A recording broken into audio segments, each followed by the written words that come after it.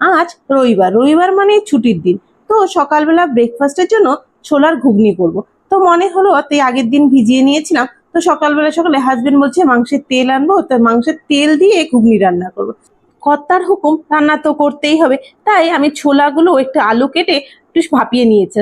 এবার কড়াইয়ের মধ্যে তেল, শুকনো লঙ্কা, এলাচ, দারচিনি ফোড়ন দিয়ে এবার আমি যে পেস্ট করে রেখেছিলাম পেঁয়াজ, রসুন, আদা, কাঁচা লঙ্কা সবার মধ্যে দিয়ে দিচ্ছি। একটু শুকনো লঙ্কা গুঁড়ো, একটু নুন, হলুদ দিয়ে ভালোভাবে কষিয়ে নিয়েছি।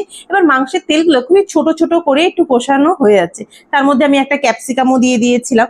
ভালোভাবে নাড়াচাড়া করে এবার ছোলাগুলো দিয়ে তার মধ্যে একটু সামান্য নুন, হলুদ দিয়ে পুরো কষিয়ে নিচ্ছি।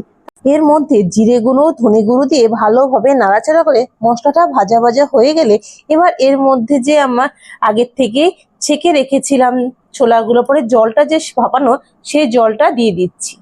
এর মধ্যে জলটা দিয়ে ভালোভাবে নাড়াচাড়া, যেহেতু আমার টমেটো ছিল না তাই একটু টমেটো সস দিয়ে ভালোভাবে নাড়াচাড়া করে কিছুক্ষণ ফুটোতে দিয়ে এর মধ্যে গরম মশলা দিয়ে ভালোভাবে নাড়াচাড়া করে নামিয়ে নিলাম আমার মাংসের তেলের ঘুগনি। পরোটার সাথে ভীষণ টেস্টি।